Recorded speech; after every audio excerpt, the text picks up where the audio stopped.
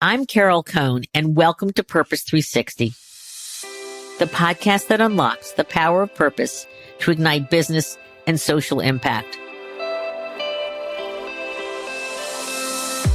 In today's conversation, we're joined by Alison Lewis, Chief Growth Officer of Kimberly-Clark.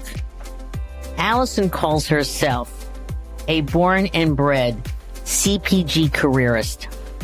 She started out at Kraft Heinz, then spent many years at Coca-Cola, then went on to J&J. And now she got lured to Kimberly-Clark. And why? Well, she said it was because of the culture, because their employees had this amazing spirit and commitment to each other and to their purpose.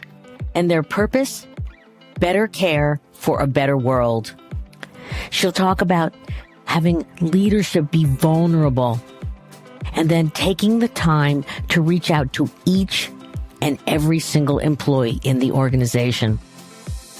She'll also talk about Menstrual Hygiene Day, one of the key purpose areas that they focus on for their many feminine hygiene products. Let's get started.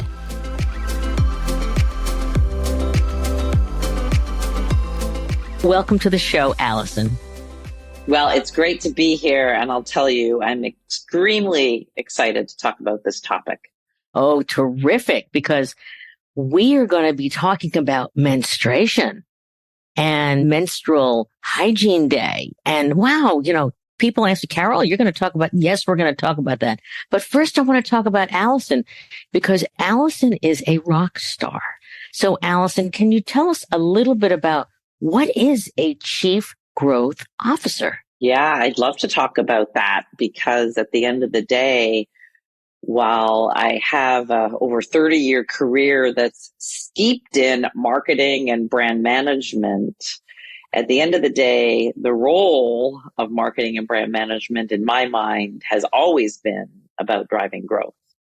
The beauty of the role that I have is I'm really charged in this Chief Growth Officer capacity to reimagine how we invent, how we market, and how we sell the products and brands of Kimberly-Clark. And that's a pretty exciting place to be, and a pretty big remit, and one where I feel like we're making lots of progress every day. And I bet that purpose is a deep part of each one of those. So since this is called Purpose 360 and everyone knows I'm 4 decades about purpose, why is purpose so important to Kimberly-Clark's growth? So we all know the stats that talk about, companies with purpose at the core or brands with purpose at the core grow faster than other companies or other brands. And absolutely, there's a lot of empirical evidence that speaks to that. But I would say, why is it important to Kimberly-Clark is mostly because it's really in our DNA. So if you go back over 150 years, what you see is we are a company who invented 5 of the 8 categories that we compete in to get day. These are categories that solved real problems that consumers had.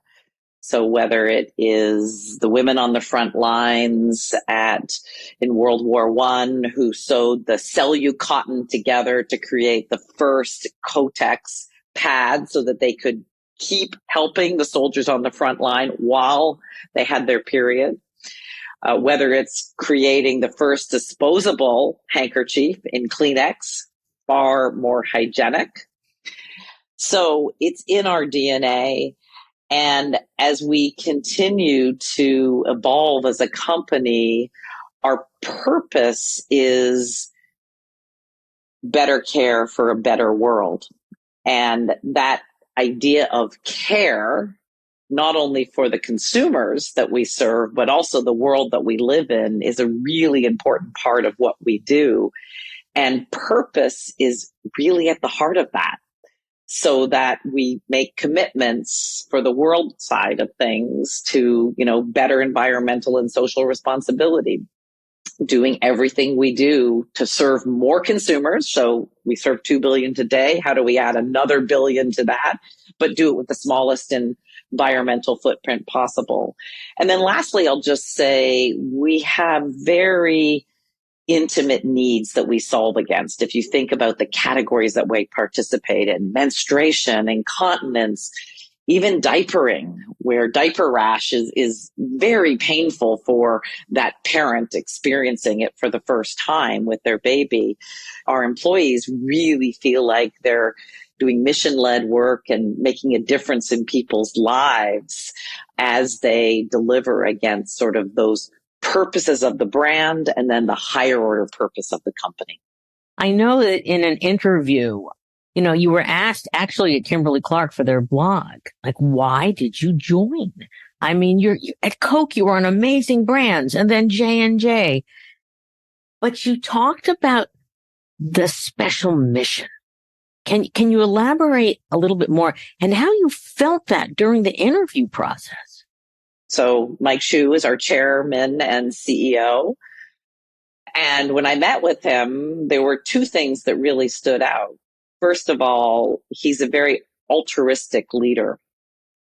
And what he believes is that we as a company are here to do better for the consumers that we serve every day, to do better in the communities that we operate in, and to do better for the employees that make this company run every day and provide these amazing products to consumers around the world. And behind all of that is really a mindset of performance-led, but purpose-driven. The second thing I think that stood out was really this idea of reinventing and reimagining how we invent, market, and sell, which was an opportunity for me to really take my over 30 years of CPG experience and take all the good things that I saw over many, many years and bring those to Kimberly-Clark and maybe make sure we didn't do any of the things that I didn't feel were the best things throughout my career. So it really was a chance to shape sort of what I call, the perfect consumer packaged goods company. And Mike really had a vision and support around doing that. You have such a marvelous energy. You can just feel it. I wish if I wasn't doing this, I want to be on your team. You are you're a servant leader too, Alison. And I know that, and I know Mike's that too. So I would love to have you talk a little bit about your social impact strategy, because that includes, we see 3 areas that you talk about in your website: caring for the health and well-being of people at all stages of life. And I love all stages, from babies to seniors. So I think that's great. Challenging stigmas. So you're not just selling things, you're creating an ecosystem of support around them. But how were these 3 areas decided to be the main social priorities for Kimberly-Clark? When you're thinking about your social impact strategy, it's critical that you link that to the business. And that's a strong belief that I have, that when you link it to the business, then by default, it has a level of stickiness. So when you think about those 3 areas, they're extremely linked to the business that we're in. So first, caring for the health and well-being for people in all stages of life. We have the beauty of, recruiting people when they're first-time parents into the diapering category, all the way through to the later stages of life where you might be experiencing incontinence. And everything in between, because we have, toilet paper in Cottonelle for those in the US, different brands around the world. We have paper towel, Viva and Scott, and we have Kleenex, which is our tissue brand. So those are kind of throughout the life stages. But the important thing there, I think, is really making sure we're clear on the purpose of those brands and really linking that as a filter to everything that we do. So not just the social impact work, but also how we do innovation, how we come to life in communications, the media channels we might choose.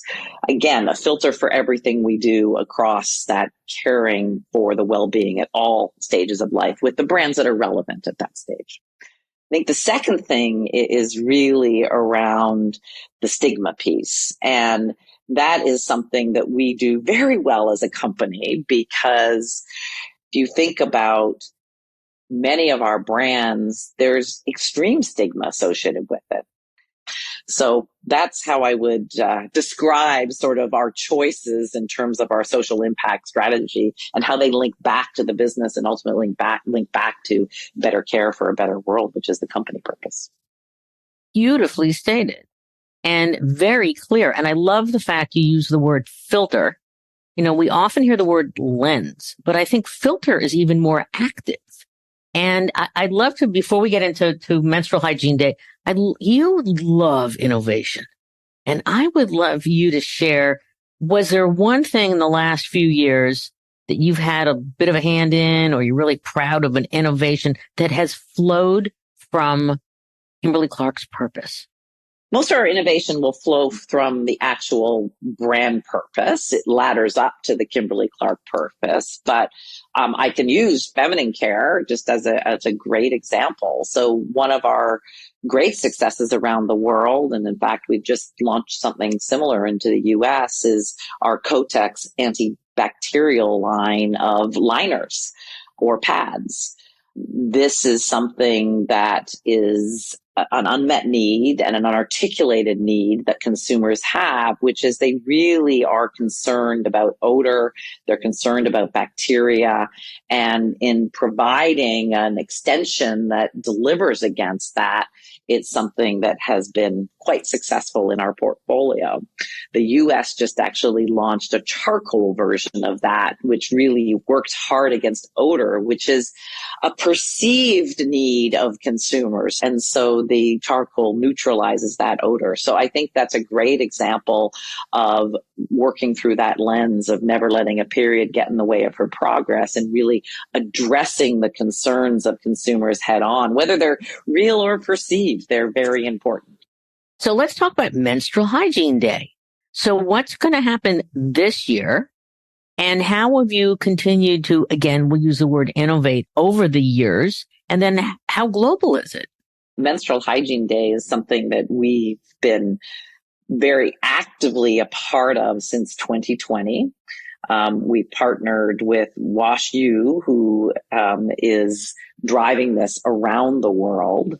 And we've done various things related to Menstrual Hygiene Day, whether that's a Facebook Live feed that we've done with a, panel interview with a number of experts in the industry, all the way through to different, things we've done in local markets. The wearing of the menstrual hygiene bracelet is something that we've done and got our employees to do and promote through social media. And it really is just a day, one day when we can all come together across various industries, across various, nonprofit organizations, and really, promote Menstrual Hygiene Day and elimination of stigmas. For this year, we're doing a lot of activity around very educational memes and gifs that get out the message around the stigmas that exist out there, and we'll promote that heavily through social media. So again, while it is only one day, and the reality is we have to fight period stigma 365 days a year, it is a moment when we can raise the flag, we can all shout a little bit louder, and hopefully bring a few more advocates on to drive towards a world where stigma doesn't exist. And you're so wise in that you don't just do the day, which so many other companies do. They send out the press release, like, why doesn't people know what we stand for? You have your wonderful Kotex She Can Initiative. And that's really extensive. So if you could talk about that, that would provide a lot of inspiration for our listeners. The She Can Initiative is one of the sort of activation corridors for purpose that we have through our Kotex or You by Kotex brand around the world. And, again, it all flows from sort of how do we continue to eliminate and reduce the stigmas, because we know that so many girls around the world still suffer from stigma associated with periods. And so the She Can Initiative does a number of things, whether it is supporting the women in South Africa related to linking up with a celebrity rap singer who writes a song about stigma, and that rap song makes the top 20. Whether it is supporting a soccer team in Saudi Arabia, women's soccer team in Saudi Arabia, whether it is in other parts of Asia, providing some money from an entrepreneurial startup standpoint for women-owned businesses. Or, one of the things we did that I loved in Brazil as part of the World Cup is, I don't know if you recall, but this World Cup was the first time there was a woman referee as part of the referee staff for the World Cup. And so we brought back a story from Brazil where a woman by the name of Lia Campos was actually in 1967 the first woman referee, not on the World Cup stage, but she had to overcome significant bias and significant stigma. Like, what happens when you're on your period, when you're out there refereeing a game?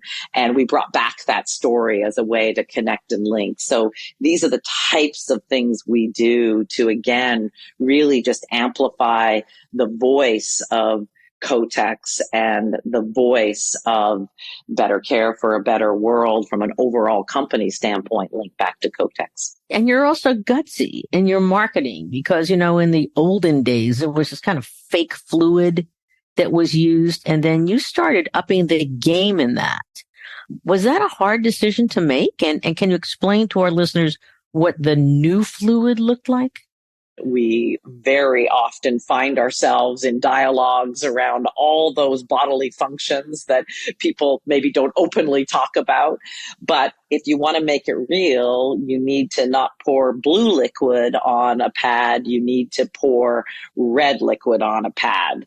And we do the same actually with our incontinence brands. We don't pour blue liquid on the pad. We pour yellow liquid on the pad because it is about making it real. It is about leaning into reality. And it is about, proper dialogue around these things that really are completely normal and that we all experience in some way, shape, or form. I'm curious about when you bring in new marketers or analysts or anybody that's touching the product, communications, have they all come over to the side of it's got to be real, it's got to be authentic, it's got to be, purposeful, or do they have to learn that? I feel like that's one of the reasons that employees join Kimberly-Clark, that it really is an amazing culture. And I think what they feel from day one is that we are a company about making a difference. I think through osmosis, they feel sort of the mission-oriented mindsets of the employees. And I think it comes from the core of what we really do best as a company, which is we have amazing science and amazing technology.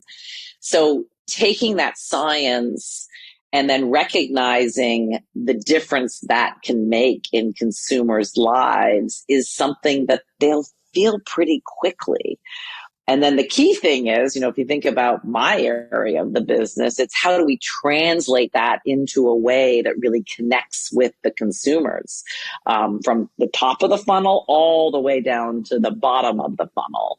That links back to, overall this better care for a better world, which is our culture compass, which is, has had a whole program itself in the last couple of years as sort of we rolled out and articulated our purpose and reaffirmed our purpose as a company. So can you talk a little bit more about your culture compass? Sure. How that's working, how it's evolved, even how it came about? Instead of just being about caring products, we evolved our purpose to become better care for a better world, which encompasses not only the humans that we serve, but also the communities that we operate in and sustainability. In terms of the values and the ways of working, we also re-articulated those. And then what we did was we spent a lot of time really seeding that within the organization. So I think it's a great example of how you cascade and create ownership through sort of co-creation. And so we started with the first 200 leaders and we shared this. And the important thing of how we shared it was we ourselves talked about our own personal purposes and how that linked to why we were here. And then we had them talk about it in the top 200 leader meeting.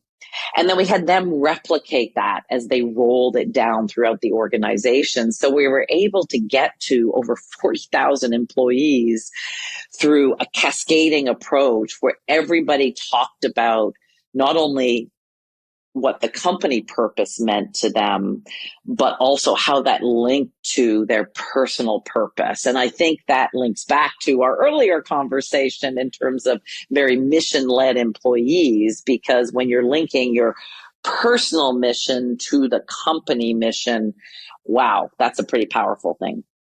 I love that you said that, because that is the great unlock. And, you know, whether it's Paul Pullman or Hubert Joly or others just talking about, it's the linking of the company purpose to the personal purpose. Can you answer a little bit more or just shine some light on any ways that you have done that? Part of it is talking about it and being vulnerable ourselves as leaders. Each of the ELT members talked about their personal purpose. You can imagine that there's a lot of experiences that are good and that are bad that shape people's personal purposes. And that's a very vulnerable place for, you know, an ELT member to be in. And I think this is a little bit of, you know, why I love leadership of today, where authenticity is valued more than ever. And so I think that's the first thing is being vulnerable. The second thing is really ensuring that you are connecting with every single employee. And we spent a lot of time talking about it. So that's very important. It's also not a point in time. So you have to continue those dialogues.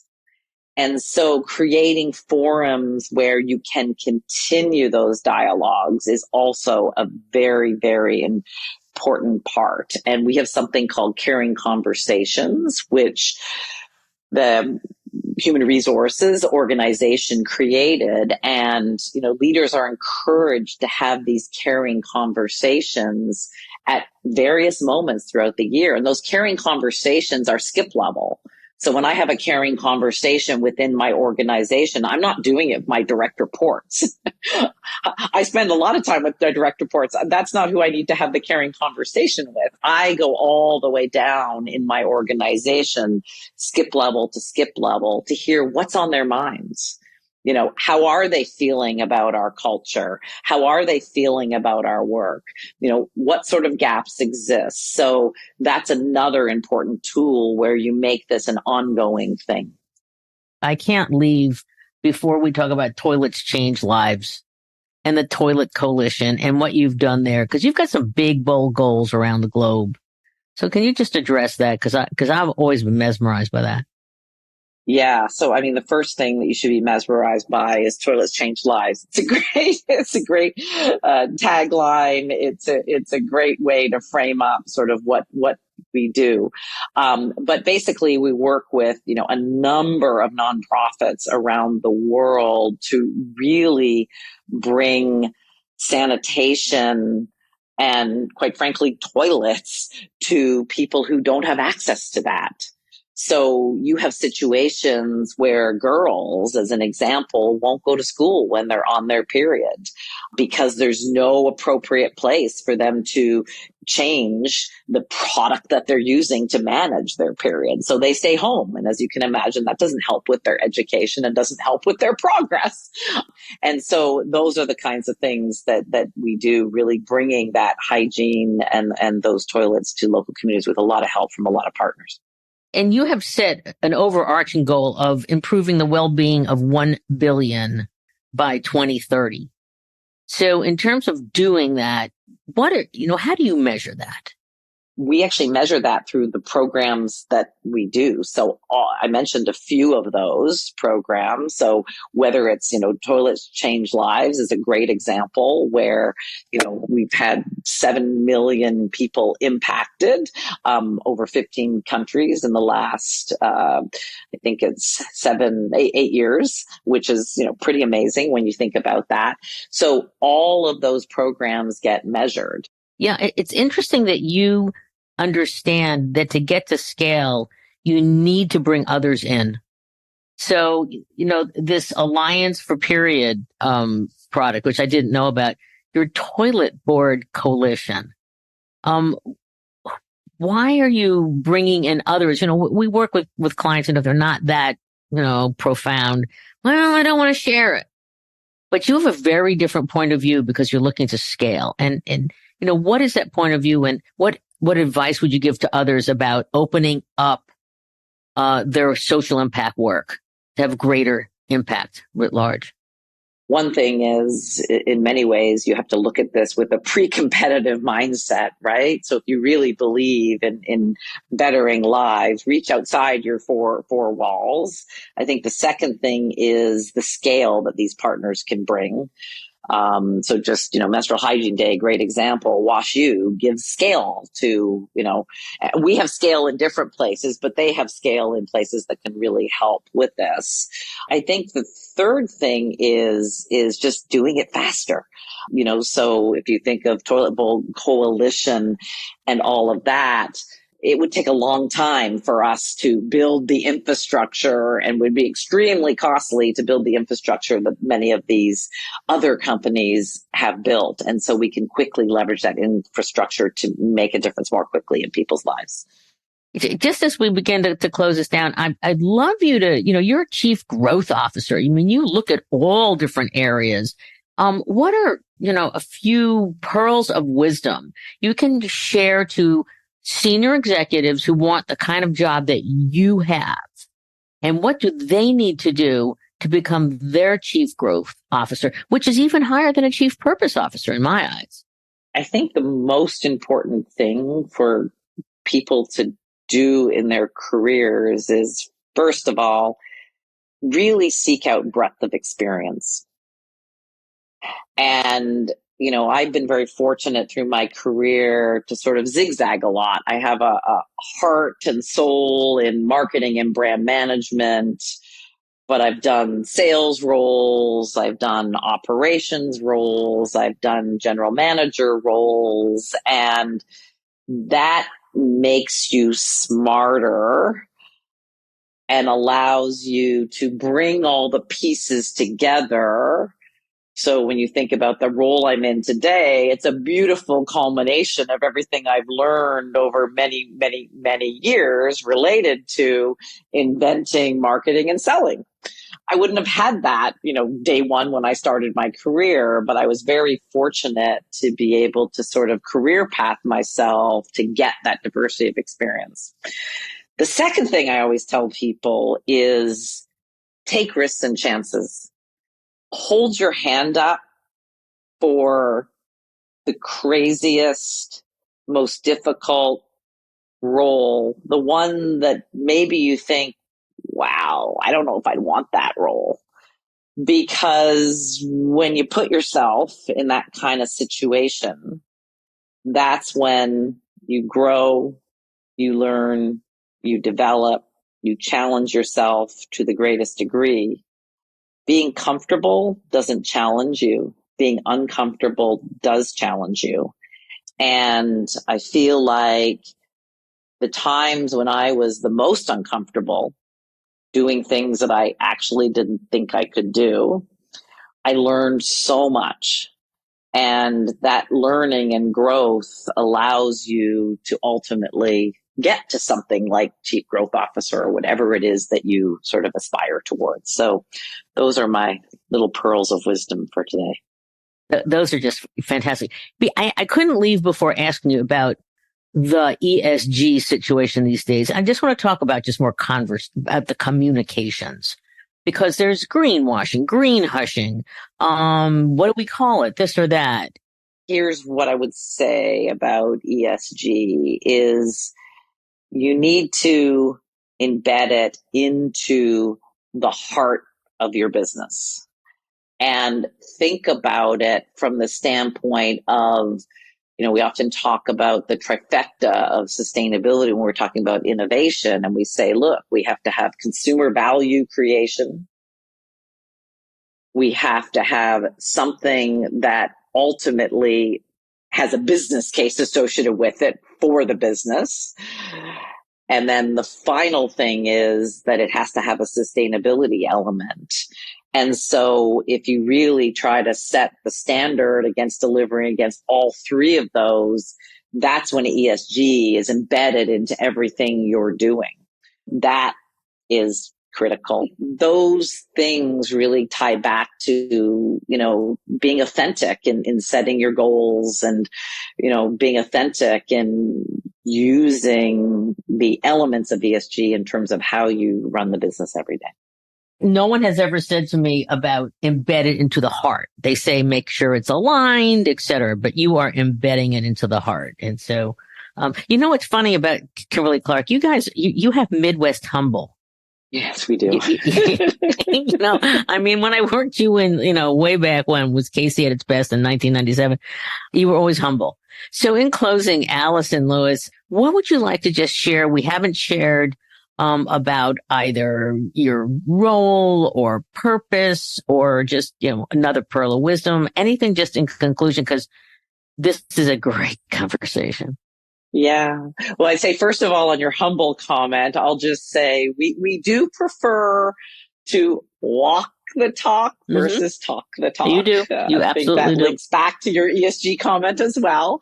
But yeah, I'll just close with, I think, one thing I think I said quite clearly through this is purpose is often misunderstood, and being purpose-led is not just about cause marketing. It's really about going back to your roots and understanding the why a business exists, tapping into that founder's mentality and vision. Each of the brands in Kimberly-Clark has a brilliant purpose, and that should be the filter for everything we do. And I think for all of those of you listening out there, go back to your roots. I'm a big believer in the fruits are in the roots, and every company, every business was an entrepreneur at some point. We may be 150 years away at Kimberly-Clark from an entrepreneurial roots, but the fruits are in the roots, and we still should operate with that founders. Why do we exist? Okay, that's why we exist. That should be embedded into everything we do. The second thing I'll say is this whole idea of purpose-led and performance-driven. I don't think we can lose sight of the performance-driven part. It's a virtuous cycle. And so purpose should drive performance, and performance allows us to live our purpose. And I think people really need to understand that, because if you don't perform as a business, just being purpose-led means you're not going to have anything to reinvest back into that purpose. So you can't get any better with the innovation that you do, with the programs that you run at a community level, or with the investment and sustainability that you make. So that virtuous cycle idea is really important. And then the last thing I'll just say is, if you can get to mission-driven work and really linking that back to the business, that's the ultimate motivator. So when employees realize they're not just kind of doing a job, but rather they're making an impact on people's lives, I think you unlock a whole new level of commitment and buy-in. And that makes you somewhat unstoppable. So I will end with that. And it's Hubert Joly said, that's how you create human magic. Human magic. I love that. Yeah.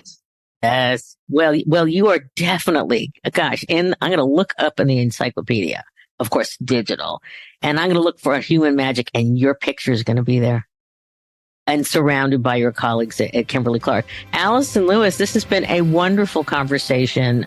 They are really lucky to have, to be wise enough, and luck as well, to have you there in this wonderful position. Thank you so much, Carol. It's been great being with you.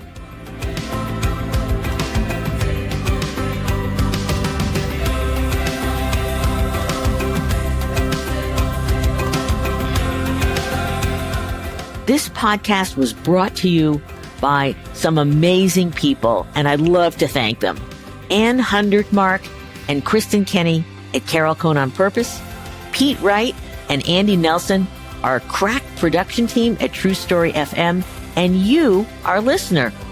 We love hearing from you, so please give us feedback. Let us know names of people you'd like to hear on a future episode. How about some new questions to ask?